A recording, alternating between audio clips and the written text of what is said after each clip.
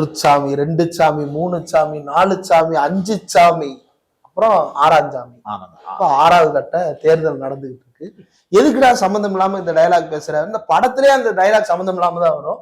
அதே மாதிரி சம்பந்தம் இல்லாம 7 கட்டம் 8 கட்டமா பிரிச்சு நடத்துற இந்த தேர்தல் முறையில 6ஆம் கட்ட தேர்தல் இப்போது நடைபெற்று. சம்பந்தம் இல்லாம இல்ல, அது சம்பந்தப்பட்டவங்களுக்கு ரொம்ப சம்பந்தப்பட்ட மக்களுக்கு சம்பந்தம் இல்லாம இந்த தேர்தல் நடக்கிறோன்றதுக்காக அப்படின்னு அவங்க நினைச்சாங்க. ஆனா அதுவே செய்வன சொந்த காசுல சூனியம் வச்ச மாதிரி ஆமா இவ்வளவு கட்டமா இழுத்து அடிச்சது 6ஆம் கட்டத்துல அலப்பறையை கூட்டிக்கிட்டு இருக்கு. பிஜேபிக்கு 6வது கட்டத்தில் நடந்து கொண்டிருக்கக்கூடிய வாக்குகளுக்கு முன்னாடி நம்ம பேசிட்டு இருக்க இந்த நேரம் வரைக்கும் கிதக்குன்னு தான் இருக்கு அப்படிங்கிறது தான் புறா கொண்டு வரக்கூடிய செய்தி. டெல்லியில் வாக்குப்பதிவு அப்படின்னும் போது டெல்லி சார்ந்த விஷயங்களை பேசலாம் அப்படின்னு ஒரு நேர்காணல் ஏற்பாடு செய்வோம். டெல்லியில என்ன நடக்குது அப்படின்றத பார்க்கலாம். இப்ப மகாராஷ்டிராவுக்கு வந்து நம்ம மகாராஷ்டிராவிலே இருக்கிற நம்முடைய பத்திரிகையாளர் திரு குமரராசன் அவர்களை கூட்டு பேட்டி எடுத்தோம். டெல்லியில இருக்கிற ஒருத்தர் எதுக்கு நம்மளே டெல்லிக்கு தானே போயிட்டு வந்திருக்கோம், நம்மளே பேசிடலாம் அப்படின்னு இன்னைக்கு உட்காந்து பேசுறோம். உங்க எல்லாருக்கும் தெரியும், NH24 மூலமாக இந்த 2024 தேர்தலை ஒட்டி தேசிய அளவில் ஒரு பயணத்தை மேற்கொண்டோம். அதுல பஞ்சாப், ஹரியானா, டெல்லி போன்ற பல இடங்கள்ல இருந்து பப்ளிக் பைட் எல்லாம் நீங்க பார்த்திருப்பீங்க. பல்வேறு விஷயங்களும் இன்னும் வந்து கொண்டே இருக்கிறது. நம்ம பேசிட்டு இருக்கும்போது நீங்க போய் வீடியோல பார்க்கலாம். டெல்லியில ஒரு சுவாரஸ்யமான தகவல், பேராசிரியர்கள் எல்லாருமா சேர்ந்து தங்களுடைய மாணவர் கன்னையாகுமார் அவர்களுக்காக பிரச்சாரத்துல ஈடுபட்டு வீதி பிரச்சாரங்கள், பிட் நோட்டீஸ் கொண்டு போய் கொடுக்கறது, பொதுக்கூட்டங்கள் நடத்துவதுன்னு பல்வேறு விஷயங்களை ரொம்ப தன்னார்வமாக வந்து செஞ்சிருந்தாங்க. அதனுடைய பிரத்யேக நேர்காணலையும் நம்ம எடுத்து போட்டிருக்கிறோம். அந்த உதவி பேராசிரியர்கள் எல்லார்ட்டையுமே நேர்காணல் எடுத்து போட்டிருக்கிறோம். அங்க இருக்கக்கூடிய கிரவுண்ட் ரியாலிட்டி என்ன அப்படிங்கிற செய்திகளையும் அதன் மூலமாக நீங்க பார்த்து தெரிஞ்சுக்கிற முடியும். 2 வாரங்களுக்கு முன்னாடி நம்ம டெல்லி போயிருந்தப்ப நம்ம வந்து நிஜாமுதீன் பக்கத்துலதான் ரூம் எடுத்து தங்கி இருந்தோம். அந்த ரூமுக்கு நாங்க வாடகை கொடுத்துட்டு தான் வந்தோம். மித்தவங்கள மாதிரி 80 லட்சம் ரூபாய்க்கு ரேடிசன் ப்ளூல நாங்க ஹோட்டல் போடல. 80 லட்சம் ரூபாய் கட்டாம இருக்கோம் அப்படின்னு எங்களுக்கு நோட்டீஸ் எல்லாம் வரல. ரசீது எங்கள்கிட்ட இருக்கு. நம்ம மோடி தான். ஆமா, என்ன மைசூர்ல புலிகள் காப்பகத்துக்கு திறப்பு அந்த 50வது பொன்விழாவா ஏதோ ஒரு போயிருக்கிறாரு. போயிட்டு ஃபங்க்ஷன் உடனே ரேடியேஷன் ப்ளூல ரூம் போட்டிருக்காங்க. யோசிக்கிறேன், என்னடா ரேடியேஷன் ப்ளூ, ஒருவேளை சீமானா இல்ல சவுக்கா இருக்குமா, யாருன்னு புரியலையே யோசிச்சுட்டு இருக்கேன். பாரத பிரதமர் நரேந்திர மோடி அவர்கள் ஃபங்க்ஷனுக்காக போயிருந்திருக்கிறாரு. போய் ஈவெண்ட் எல்லாம் அட்டென்ட் பண்ணி முடிச்சுட்டு வந்துட்டாங்க. சரி, 80 லட்சம் ரூபாய் 81 லட்சம் ரூபாய் கணக்கா பார்த்தா பில்லு கட்டலன்னு ரேடியேஷன் ப்ளூ நோட்டீஸ் அனுப்பியிருக்கான். நீங்க வந்து இந்த பணத்தை எங்களுக்கு கொடுக்கலன்னா நாங்க சட்டப்படி நடவடிக்கை மேற்கொள்வோம். நான் இந்த தேர்தல் ஆணையர் நினைச்சியா உனக்கு நோட்டீஸ் அனுப்பாங்க வேற ஆளுக்கு அனுப்புறதுக்கு? இளைத்தாய் மகன் சொல்லிட்டு எங்க காலில் பூரா பூ சுத்திட்டு ரேடியேஷன் ப்ளூல ரூம் கேக்குதோ. இல்ல இப்ப எப்படி உருட்டுவாங்கன்னா, ஒரு ஏழைத்தாயின் மகன் 81 லட்சம் ரூம்ல தங்க கூடாதா? ஒரு பிரதமர் அங்க தங்குறதுக்கு உரிமை இல்லையா? அதே எங்க அப்பா. இது செந்தில் பாலாஜிக்கு பொருந்தாதா? ஒரு ஏழை தாயின் மகன் அவ்வளவு பெரிய மாளிகையை கட்டுறாரு அப்படின்னு பொறுத்துக்க. உண்மையா தெரியல, அது அவருதான் அப்படின்னு நீ சொன்னா, அவ்வளவு பெரிய மாளிகை கட்டிருக்காரு, ஏழை தாயின் மகன் கஷ்டப்பட்டு வந்திருக்காருப்பா, கட்டிருக்காப்ப சொல்ல. கோட்டு மட்டும் 1.5 கோடியில போடுற 80 லட்சம் ரூபாய் பள்ளிங்களதான். 80 லட்சம் ரூபாய் வாடகை மட்டும் போய் இருந்துட்டு வருவீங்க. அதுக்கு ஒழுங்கா பில்லாச்சு கட்டலாம். சென்னையில நகர மத்தியில ஒரு நல்ல 3 BHK அபார்ட்மெண்டா விலைக்கு வாங்கிடலாம். அவர் மட்டுமா போயிருப்பாரு, கூட பலாங்கள் எல்லாத்தையும் கூட்டு போற காஸ்டியூம் டிசைனர்ஸ் இருக்காங்க. அதான் ஒரு விசிட்டுக்கு ஒரு வீடு அழிக்கிறாங்க. அவர் மட்டும் போறாருன்னா அவர் போக மாட்டாரு. அவர் குடும்பம், குழந்தை, குட்டி அப்படிங்கிறது இல்ல. அது அவருக்கு வந்து ஒரு வேல்யூ அசெட். அவருக்கு வந்து ஒரு வேல்யூவா நம்ம எல்லாரும் கொடுக்குறோம். அப்ப யாரெல்லாம் கூட்டு போறாரு அப்படின்னா, மேக்கப் ஆர்டிஸ்ட், பக்கத்துல வந்து போட்டோகிராஃபர், அப்புறம் வந்து முகத்தெல்லாம் அளவு எடுக்கிற இன்ச் டேப்பர்ஸ், காஸ்டியூம் டிசைனர்ஸ், அவங்க எல்லாரையுமே கூட்டு போனவரு. அப்ப அங்க போய் அவங்க எல்லாருக்கும் ஒரு ரூம் எல்லாம் ஆக்குபை பண்ணிட்டு அதெல்லாம் முடிச்சுட்டு வரும்போது ஒரு ஷூட்டிங்க்கு போயிட்டு வர்றீங்க அப்படின்னா பேக்கப் பண்ணதுக்கு பிறகு செட்டில்மெண்ட் பண்ணணும். ப்ரொடக்ஷன்ல இருந்து காசு இருக்குல்ல, கொடுக்கணும்ல. அத்தனை கோடி, அது பேர் என்ன, எலக்ட்ரல் பாண்டில் வாங்கி அடிச்சு வச்சிருக்கீங்கல்ல, எடுத்து கொடுக்கலாம். இல்ல நீங்க இப்போ பிரதமரா இருக்கும்போது போனீங்கன்னா அது எங்க பணத்தை தான் எடுத்து கொடுக்க போறீங்க. அதையாச்சும் ஒழுக்கமா எடுத்து கொடுத்துருக்கலாம். இந்த இப்ப இவரு அண்ணாமலை கணக்கா திரிகிறாரு. அண்ணாமலை படத்துல பாத்திருக்கீங்களா? அவங்க அப்பா வந்து சொத்து எழுதி வச்சிருவாரு, இந்த பூராத்தையும் நீ அழிக்கணும், இந்த சொத்தை அழிக்கணும் அப்படின்னு சொல்லிட்டு இந்தியா என்னும் இந்த சொத்தை ரேடிசன் ப்ளூவுக்காக அழித்து கொண்டிருக்கிறார் மோடி. அந்த நிலைமையில இருக்கு. நாங்க அப்படி போன இடத்துக்கு வாடகை கொடுத்திருந்தோம். அதன் அடிப்படையில ஒரு வாரத்துக்கு மேல தங்கியிருந்து பல்வேறு ஃபுட்டேஜஸ் ஒண்ணு நீங்க பார்த்திருப்பீங்க. இந்திரா கபில் சிபில் அவர்களை எடுத்த நேர்காணல், எஸ்.என். சாகு அவர்களை எடுத்த நேர்காணல், விஜு கிருஷ்ணன் சிபிஎம் அவர் வந்து விவசாய கிசான் சபாவினுடைய தலைவர், அவர் எடுத்த நேர்காணல்னு பல்வேறு நேர்காணல்களும் மக்கள் கருத்து. குருஷேத்ரா இப்ப கூட போய் தயவு செஞ்சு பாருங்க. இங்க இருந்து பார்க்கும்போது நார்த் இந்தியால அதுவும் பிஜேபி ரொம்ப ஸ்ட்ராங்கா இருக்கு, மகாபாரத போர் நடந்த இடத்துலயே வந்து ரொம்ப ஸ்ட்ராங்கா இருக்கிறாங்க பிஜேபின்னு நம்மளுக்கு ஒரு மித்து இருக்கு. ஆனா அப்படி ஒண்ணு கிடையாது. நம்ம நாட்டுல என்ன நினைச்சிடறாங்கன்னா, வடக்க போனோம்னா அவ்வளவு பேரும் மோடி மோடி மோடி ராம் ராம் ராம்னு திரிவாங்கன்னு நினைச்சிட்டு இருக்காங்க. அப்படிலாம் இல்ல. கிரவுண்ட் ரியாலிட்டி அது இல்ல. மிக்சடான ரிவ்யூஸ் வர ஆரம்பிக்குது அப்படிங்கறதே ஒரு பெரிய பாசிட்டிவ் சைட். அந்த மக்கள் பல்வேறு விஷயங்களை பேசுறாங்க. குறிப்பா நாமளா கேள்வி கேட்காத வரை ராம் மந்திர்லாம் அவங்களுக்கு ஒரு இஷ்யூவாவோ அவங்களுக்கு அது ஒரு பொலிட்டிக்கல் கெயினையோ தரவே இல்லை. மக்கள் வேலை வாய்ப்பு பத்தி பேசுறாங்க, இளைஞர்கள் கல்வியில் இருக்கக்கூடிய என்ட்ரன்ஸ் எக்ஸாம் பத்தி பேசுறாங்க. அப்படிங்கறதெல்லாம் நம்மளுக்கு ஒரு பெரிய படிப்பினையை கொடுத்திருக்கிறது. அந்த பேட்டியும் போய் பாருங்க. உங்களுக்காக அவங்க வந்து மக்கள் கருத்து ஹிந்தியில பேசி இருந்தாங்க. அதை முழுக்க முழுக்க நம்ம தமிழ் படுத்தி அந்த பேட்டியும் நம்ம பதிவு செய்திருக்கிறோம். அது டிஸ்கிரிப்ஷன்லயே ஸ்பெஷல் மென்ஷன் நம்ம சதீஷ் செல்லதுரை அவர்தான் கூட வந்து எங்களுக்கு ஹிந்தி வாழாவாக கூட இருந்து எல்லாரும் பேசுறதையும் எங்களுக்கு தமிழ்ல சொல்லி புரிய வச்சு அந்த பப்ளிக் பைட்டை எடுத்து அதுக்கப்புறம் இங்க வந்து அந்த பப்ளிக் பைட்டை அவரே அலைன் பண்ணி அத ஹிந்தியில தமிழ்ல எழுதி டிரான்ஸ்லேட் பண்ணி நம்மளுக்கு கொடுத்து நம்ம வாய்ஸ் பண்ணி அதை எல்லாத்தையுமே போட்டிருக்கிறோம். அதையும் கண்டிப்பா பாருங்க. நார்த்ல இருக்கக்கூடிய மக்கள் எப்படி பிஜேபி நினைக்கிறாங்க, ராகுல நினைக்கிறாங்க, காங்கிரஸ் குறித்து அவங்களுடைய பார்வை என்ன அப்படின்னு பல்வேறு விஷயங்கள் அதுல உங்களுக்கு தெரிஞ்சிருக்கும். அதோடு சொட்டி டெல்லிக்கு உள்ள அப்படிங்கிறப்ப நம்ம தமிழ்நாட்டை பொறுத்தவரையில திமுக விசஸ் அதிமுக எப்படி இரு துருவங்களோ அதே போலதான் டெல்லியில காங்கிரசினுடைய ஆட்சிக்கு நேர் எதிராக துவங்கப்பட்டதுதான் கெஜ்ரிவாலுடைய அரசு. ஆமா, அது வந்து முழுக்க முழுக்க அவருடைய வெற்றிங்கிறது வந்து காங்கிரஸை டிஃபேம் பண்ணி தான் வந்துச்சு. அவங்க பேர் என்ன, ஷீலா தீட்சித். அவங்க முதல்வரா இருந்த போது அந்த ஊழல், மக்களுக்கு ஒண்ணும் போய் சேரல, நிர்வாக கட்டமைப்பு ஒழுங்கா இல்லைன்னு பல்வேறு குற்றச்சாட்டுகளை முன்வைத்து அண்ணா ஹசாரே மூமெண்ட்டுக்கு பிறகு பெரிய அளவிற்காக எமர்ஜிங் ஆகி கெஜ்ரிவால் அந்த அதிகாரத்தை பெறுகிறார். அவர் சொன்ன மாதிரி வாக்குறுதியை உடனே செய்ய முடியலன்னு சொல்லி நான் மறுபடியும் ராஜினாமா பண்றேன்னு உடனடியாவே முதல்வராக தேர்ந்தெடுக்கப்பட்டு ராஜினாமா பண்ணி மீண்டும் மறுபடியும் தேர்தல் வந்து மக்கள் அவர் ஃபுல் மெஜாரிட்டியில ஆட்சிக்கு ஜெயிக்க வச்சு மறுபடியும் ஆட்சிக்கு வந்தாரு. சோ அப்ப ஃபைட்டுங்கிறது காங்கிரஸ் கெஜ்ரிவால் அப்படின்னு இருந்தது. புண்ணியம் வந்ததுக்கு முன்னாடி மகாபிரபு நீங்க எங்கேயும் வந்துட்டீங்களா அப்படின்ட்டு மோடி அவர்கள் உள்ள நுழைஞ்சதுக்கு பிறகு கெஜ்ரிவால் அவங்க படுத்தின பாடுக்கு பிறகு பிஜேபியின் செல்லப்பிள்ளை என்று வர்ணிக்கப்பட்ட கெஜ்ரிவாலே வீறு கொண்ட சிங்கம் போல எழுந்து எந்த எக்ஸ்ட்ரீமுக்கு போயிட்டாங்கன்னா கெஜ்ரிவாலும் காங்கிரஸும் இன்று ஒரே அணியில் நிற்கிறார்கள். அதுவும் டெல்லியில நிக்கிறாங்க அப்படிங்கிறது ஒரு பெரிய சோசியல் மெசேஜா டெல்லி மக்களிடம் போய் சேர்ந்திருக்கிறது. நம்ம எல்லாரும் இங்க நின்று யோசிச்சு பார்ப்போம், அது எப்படிங்க திமுகவும் அதிமுகவும் ஒண்ணு சேர்ந்துருச்சுன்னா யாருங்க ஓட்டு போடுவாங்க, யூனிவர்சிட்டி எப்படிங்க ஒர்க் அவுட் ஆகும் நம்ம நினைப்போம். பட் அங்க இருக்கக்கூடிய கள நிலவரம் அப்படிங்கிறது பிஜேபியை கிரவுண்ட்ல இல்லாம பண்ணணும் அப்படின்னா கெஜ்ரிவால் எடுத்திருக்கக்கூடிய இந்த முடிவு சரி அப்படின்னு நம்புறாங்க. ஏன் கெஜ்ரிவாலை பிரதானப்படுத்தி இந்த ஆர்குமெண்ட்டை சொல்றோம்னா, அங்க இருக்கக்கூடிய பெரும்பான்மையான மிடில் கிளாஸ் மக்கள் கெஜ்ரிவாலை நம்புகிறார்கள். கெஜ்ரிவாலுக்குத்தான் அவர்களுடைய ஆதரவு அப்படிங்கிறது போயிருக்கிறதால கெஜ்ரிவால் எந்த முடிவு எடுத்தாலும் சரி அப்படின்னு சொல்லக்கூடிய இடத்தை நோக்கி வந்திருக்கிறார்கள். காங்கிரஸ் உடனான அவர்களுடைய கூட்டணி அப்படிங்கிறது கெமிஸ்ட்ரி ஒர்க் அவுட் ஆகி இருக்கு. ஒரே பேனர்ல ராகுல் ஒரு பக்கமும் கெஜ்ரிவால் ஒரு பக்கமும் நிக்கிறது அப்படிங்கிறது பெரிய பாசிட்டிவாகவே பார்க்கப்படுகிறது.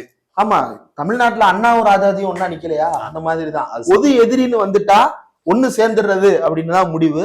ஆனா அதற்கு பிறகு நம்ம எப்படி சமரசம் இல்லாம செயல்படுறோம் அப்படின்றதுதான் முக்கியம். ஆனா அது பஞ்சாப்ல இல்ல, ஆமா இதே கூட்டணி தான். ஆனா ஆம் ஆத்மி அங்க வந்து இல்ல.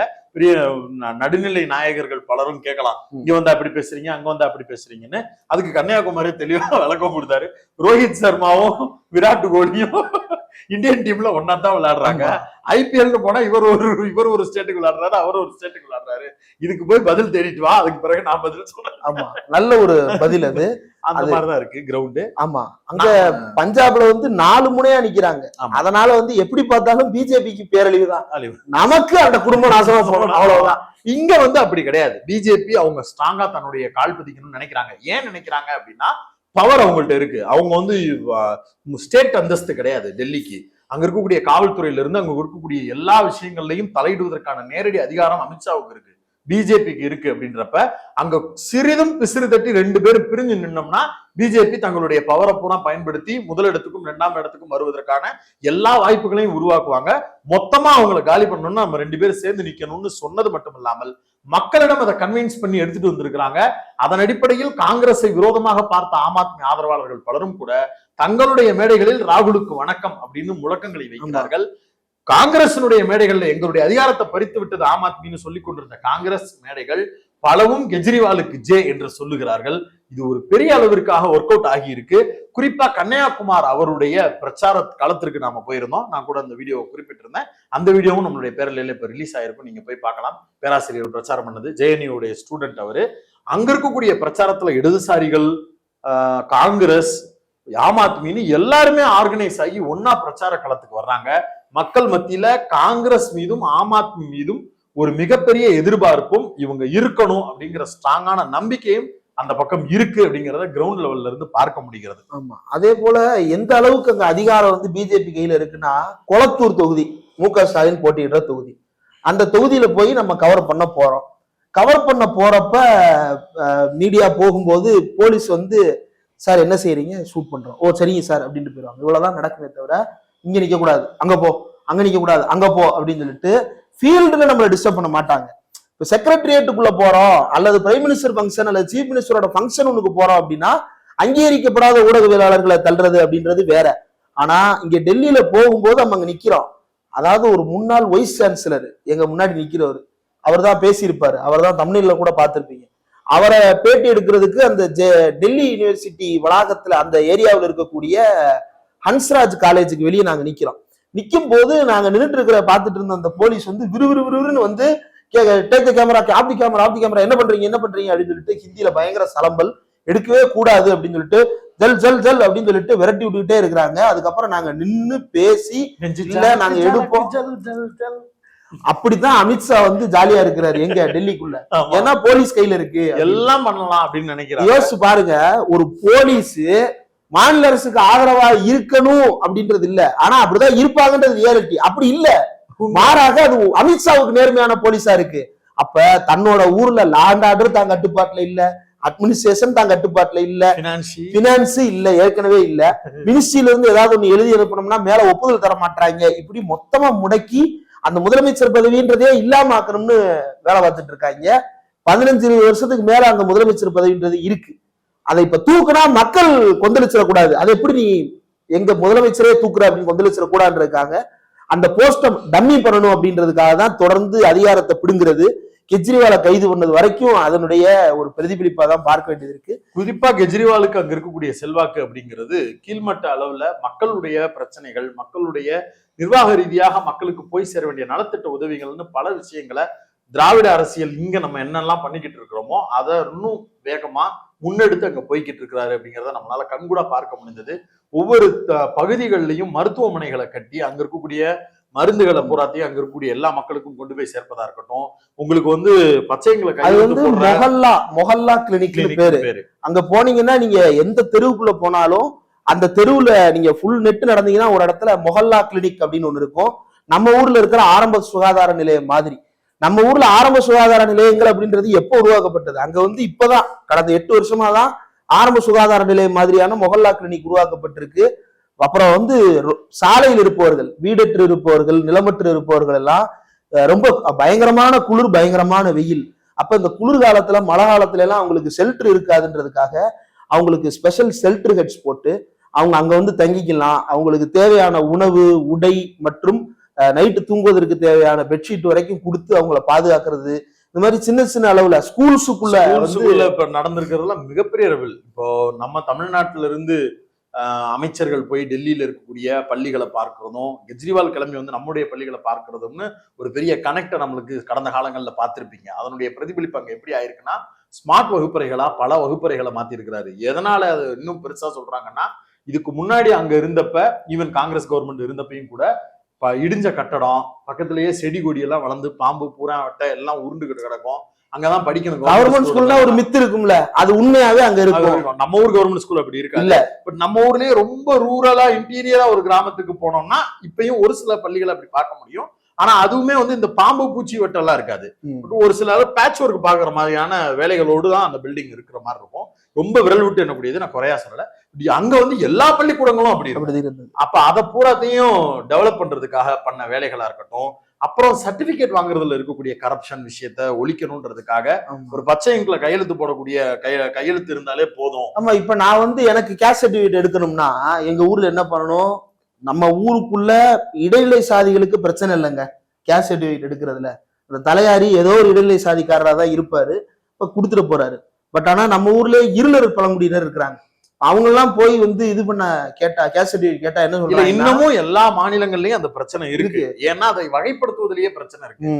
இந்த இருளர்கள் எஸ்டில வரக்கூடிய இருளர்களா, இந்த பழங்குடியினர் எஸ்டில வருவாங்களா எஸ்சில வருவாங்களான்ற குழப்பம் இருக்கிறதால மாவட்ட ஆட்சியர்கள் என்ன பண்றாங்கன்னா, இது நம்மகிட்ட இந்த பிரஷர் வந்துடக்கூடாது, இந்த கையெழுத்தை வச்சுக்கிட்டு நாளைக்கு இன்னும் நிறைய பேர் என்னைய எஸ்டில சேரு என்னை எஸ்சில சேரு அப்படின்னு சொல்லி வந்துட்டாங்கன்னா என்ன பண்றதுன்னு ஒரு பிரஷர் வந்துருமோன்றத பயந்துகிட்டு அந்த மாதிரி விஷயங்கள்ல கையெழுத்து போட மறுக்கிறாங்க. ஒரு சில சாதி வீரர்கள் என்ன பண்ணிடுறாங்கன்னா, பாம்பு பிடிச்சு காட்டு, எலி பிடிச்சு காட்டு, இதுல கம்புல நடந்து காட்டு, இந்த மாதிரி எல்லாம் சில கொடுமையில் அங்கங்க நடந்துகிட்டு இருக்கு. எல்லா இடத்துலயும் இப்படி இருக்குன்னு சொல்லல, பல இடங்களில் நல்ல முறையில் இதெல்லாம் சுமூகமா டிரான்ஸ்பரண்டா நடந்துட்டு இருந்தாலும் சில இடங்கள்ல இந்த மாதிரியான சில மோசமான செயல்கள் இருக்கதா செய்யுது. இந்த மாதிரி எல்லாம் இருக்கக்கூடாது அப்படின்றதுக்காக நான் என்ன சாதி அப்படின்றத யாரு தீர்மானிக்கிறான்னா, எங்க அப்பாவும் அம்மாவும் எழுதி இந்த சாதியை சேர்ந்த எனக்கும் இந்த சாதியை சேர்ந்த இவருக்கும் பிறந்த இன்னாருக்கு இந்த சாதி என்ற சான்றிதழை நாங்கள் கோருகிறோம் அப்படின்றத எழுதி கொடுத்து, யாராவது ஒரு ஆபீசர், கவர்மெண்ட் ஆபீசர் பச்சை இங்க்ல அதை அட்டஸ்ட் பண்ணி கொடுத்துட்டாங்கன்னா போதும். அதை ஆபீஸ்ல சப்மிட் பண்ணோம்னா அவங்க வெரிஃபிகேஷன் முடிச்சுட்டு அவங்க அந்த சாதிகள் தானா அப்படின்றத அதற்கு பிறகு அவங்களுக்கு சர்டிபிகேட் இஷ்யூ பண்றாங்க. நம்ம போய் ஒருத்தட்ட தேவடு காத்திருந்து ஆடி காட்டி பாடி காட்டி எல்லாம் வாங்கிட்டு வர வேண்டிய அவசியம் இல்லை. இது ஒரு நல்ல முறை. தமிழ்நாடு கூட இப்படியான முறையை வந்து ஒரு சில திருத்தங்களோட கடைபிடிக்கலாம். இப்ப இந்த மாதிரி விஷயங்கள் மூலமா அங்க இருக்கக்கூடிய மக்களுடைய மனநிலையை கவர்ந்து வச்சிருக்கிறாரு. சரி, ஓகே, இவர் கவர்ந்து வச்சிருக்கிறாரு, இதுக்கு என்ன பாதகமா பண்ணிட போகுது பிஜேபி, அவங்களும் அப்படி ஏதாவது ஒரு அட்டம் பண்ணுவாங்கல்ல அப்படின்னு நீங்க நினைக்கலாம். அங்கதான் மனசை நீங்க தேத்திக்கிறணும். அங்கதான் வெரி டேஞ்சரஸ் பார்ட்டியா பிஜேபி இருக்கு. இந்த மாதிரி வேலையெல்லாம் செய்யும் போது எக்ஸ்ட்ரா வெயிட்டேஜ் ஒண்ணு கொடுக்கலாம்னு நினைச்சு கெஜ்ரிவால் என்ன பண்றாரு, நம்ம ரேஷன் பொருள் எல்லாம் வாங்குறோம், இந்த ரேஷன் பொருளை வீட்டுக்கு நான் கொண்டு வந்து கொடுக்குறேன். நமக்கு விஜயகாந்த் தான் பிரச்சாரத்துல சொல்லியிருப்பாரு, கேள்விப்பட்டிருப்போம். ரேஷன் பொருட்களை நம்ம வீடு தேடி வந்து டெலிவரி பண்ணிடலாம், அதுவும் வயதானவர்கள் இருந்தாங்கன்னா குறிப்பா அவங்களுக்கு மட்டும் முதல் தடவையா நம்ம கொண்டு போய் கொடுத்துடலாம் அப்படின்னு சொல்லி ஒரு அனௌன்ஸ்மெண்ட் கொடுக்குறாரு. அந்த அனௌன்ஸ்மெண்ட்டை உண்மையிலேயே மக்கள் நலன்ல அக்கறை இல்ல ஒரு கட்சியா இருந்தா நல்ல விஷயம் தான், சரி ரைட்டு, கண்டுக்காம போய்க்கலாம், அல்லது இதுல ஏதாவது ஓட்டையை கண்டுபிடிச்சு இதை எப்படி பண்ணு அப்படின்னு சொல்லலாம் அப்படின்னு நினைக்கிறவன் தான் ப்ரோக்ரெசிவான ஒரு அரசியல் தலைவர். பிஜேபி மாறா என்ன பண்ணுதுன்னா, அந்த ஊர்ல ஏற்கனவே டெல்லியில பொல்யூஷன்ஸ் ஓவரா இருக்கு, இந்த மாதிரி பொருள் எல்லாம் வாங்கி கொண்டு போய் கொடுக்கணும்னா ரேஷன் கடையில இருந்து போறதுக்கு நீங்க எல்லாரும் வண்டி அரேஞ்ச் பண்ணணும், அந்த வண்டி மூலமா வெளியாகக்கூடிய புகைகள் மூலமா அந்த சமூக மாசு அதிகரிச்சிரும், அதாவது தப்பு பண்ணக்கூடாது, டிராபிக் ஜாம் ஆயிருமா, பொல்யூஷன் இன்க்ரீஸ் ஆயிருமா, எதனால வீடு வீடுக்கு ரேஷன் பொருளை கொண்டு போய் கொடுக்கறது. எந்த பைத்தியக்காரனாச்சும் இதை சொல்லுவானா, அவன் சொல்லி யோசிச்சு பாருங்க, தெருவுல இருக்கிற 10 பேரு 10 பைக் எடுத்துக்கிட்டு ரேஷன் கடைக்கு போய் பொருளை வாங்கிட்டு வர்றதுக்கும் ஒரே வண்டி ஒரு தெரு முழுக்க போய் ரேஷனை சப்ளை பண்ணிட்டு வர்றதுக்கும் எவ்வளவு வித்தியாசம் இருக்கு. எதுல மாசுபாடு? இதுல பல முறை நிர்வாக ரீதியாக ஒப்புதல் பெற்றுட்டாங்க. பல்வேறு டிபார்ட்மெண்ட்ஸ்ல இருந்து நிர்வாக ரீதியான ஒப்புதல் எல்லாம் பெற்ற பிறகும் கூட எங்களுக்கு இதில் கருத்து வேறுபாடு. என்னடா கருத்து அப்படின்னா இதுதான் கருத்து, இதுக்கு பேர் தூக்கி போட்டு மிதிக்க வேண்டிய கருத்து, ஒரு கருத்துன்னு இதை தூக்கிட்டு வர்றேன். இதையும் எடுத்துட்டு வந்து லாஜிக்கா பேசி அவங்களுக்கு இருக்கிற பவரை வச்சு கவர்னர் கையெழுத்து போடாம நிப்பாட்டி பிஜேபி அரசாங்கம் அதை தடுத்து நிறுத்துது. இப்ப என்ன ஆயிடுச்சு, ஈஸியா போச்சு கேம். கெஜ்ரிவாலுக்கு அவர் பண்ண வேலைக்கும் கிரெடிட் எடுத்துக்கிட்டாரு, நம்மள பாருங்க இன்னும் நல்ல வேலை இருக்கு அதை பண்ண விடாம பாக்கலாம் சொல்லி கையை காட்டி விட்டுட்டாரு. இப்ப கோபம் பூரா அவங்களுக்கு இருக்கு. இப்ப நம்ம ஊர்ல தமிழ்நாட்டுல பிஜேபி மாநில தலைவர் அண்ணாமலையை விட கடுமையான எதிர்ப்பு யார் மேல இருக்கும், ஆர்.என். ரவி மேல இருக்கும். வார வாரம் ஒரு கண்டென்ட் கொடுப்பாரு. எலெக்ஷன் தேதி அறிவிச்சதுல இருந்தா மேலோட சொல்லி அமைதி ஆயிட்டாரு, நீ தேவையில்லாம பேசி வர வேண்டிய 10 ஓட்டையும் கெடுத்து விடக்கூடாது. ஆனாலும் அவருக்கு அடங்கல. 4ஆம் தேதி வரைக்கும் ஆத்திர அடங்காம நடுவுல வைகாசி மாசம் திருவள்ளுவர் விழா கொண்டாடுறேன்னு வாங்கிக்கிட்டு இருக்காரு. அதான் இங்க முடிஞ்சிருச்சுல, இனி பேசலாம்னு நினைச்சு பேசிட்டாப்ல, அதுக்கும் மிதி வாங்கிட்டு இருக்காப்ல, அதுக்கும் அவர் திட்டு வாங்கிட்டு இருக்காப்ல, அது தனி. அதே போல அங்க கவர்னர் பக்கம் வண்டியை திருப்பி விட்டாங்க. நம்ம எது ஒண்ணு பண்ண வந்தாலும் காசு தர மாட்டேங்கிறாங்க, நம்ம எது ஒண்ணு பண்ணாலும் கையெழுத்து போட மாட்டேங்கிறாங்கன்னு பல பிரச்சனைகள் அங்க இருக்கக்கூடிய எல்ஜின்னு தான் அவங்களை குறிப்பிடுறாங்க மக்களே. லெப்டினன்ட் கவர்னரா லெப்டினன்ட் கவர்னர் அப்படிங்கிறதுனால அவர் மேல அந்த காண்டு வந்துருச்சு. இப்ப ஈஸியா அது பிஜேபி எதிர் முகாமுக்கு தள்ளப்பட்டு ராகுல் மீதான ஒரு கன்சர்ன், ராகுல அவருடைய வீடை பறிச்சு அவரை வெளியில அனுப்பின அந்த எமோஷனல், கெஜ்ரிவாலை கைது பண்ண அந்த எமோஷனல், இது ரெண்டுமே அவங்களுக்கு ஒரு பெரிய அளவுக்கு ஒர்க் அவுட் ஆகி மாநிலம் முழுக்க கைப்பற்றுவதற்கு உண்டான ஒரு பெரிய ஸ்கோப்பை கெஜ்ரிவால் அண்டு காங்கிரஸுக்கு கொடுத்திருக்கிறது. அதன் அடிப்படையில் இந்த 6ஆம் கட்ட தேர்தல் அங்கு நடந்திருக்கிறது. மிகுந்த வரவேற்போடு மிகுந்த நல்ல வாய்ப்பாகவும் இந்தியா அலையன்ஸுக்கு அது 6ஆம் கட்ட தேர்தலை முடித்து கொடுக்கும் அப்படின்னு தான் நம்ம பெரிதும் நம்புகிறோம். இதற்கு மத்தியில இன்னும் ஒரே ஒரு கூடுதல் தகவல், அது மேல ஸ்பைஸ் போட்ட மாதிரி தகவல் நான் எதுவும் சொல்லல, ஆனா இதை தெரிஞ்சுக்கிற உங்களுக்கு விருப்பம் இருக்கா அப்படின்றத நாம தெரிஞ்சுக்கிட விரும்புறோம். அதாவது நம்ம தமிழ்நாட்டிலிருந்து அங்க போனவர், அங்கிருந்து திருப்பி இங்க வந்தவர், அவர் யார் அப்படின்றது ஒண்ணு. அவர் எச்சிக்கையில காக்கா கூட ஓட்ட மாட்டாராம். நம்ம ஊர்ல ஆனா அவருக்கு என்ன பேரு அப்படின்னா, ஐயோ இப்படி ஒரு பின்னணியில இருந்து இப்படி ஒருத்தர் முன்னேறி போயிட்டாரு, மோடியை பாத்தீங்களா, யாராவது இப்படி ஒருத்தருக்கு இந்த பதவி கொடுத்திருப்பாங்களா, இப்படி ஒருத்தருக்கு மாநில தலைவர் பதவி கொடுத்திருப்பாங்களா, அப்படிலாம் பில்டப் கொடுத்தாங்க. அங்க போய் கேட்டா வண்டவாளத்துல தண்டவாளத்துல அவர் அங்க பொறுப்புல இருந்தாரு, அதிகாரியா இருந்தவர் ராஜினாமா பண்ணிட்டு தான் பதவிக்கு வந்தார், அரசியல் பதவிக்கு வந்தார். ஆமா, அவர் ராஜினாமா பண்ணிருக்கலாம்னாலும் கூட என்னைக்காவது ஒரு நாள் அவர் இருந்த ஆபீஸ சுற்றி முற்றுகையிட்டு பழுத்துகள் பூரா விரட்டியே விட்டுருப்பாங்க.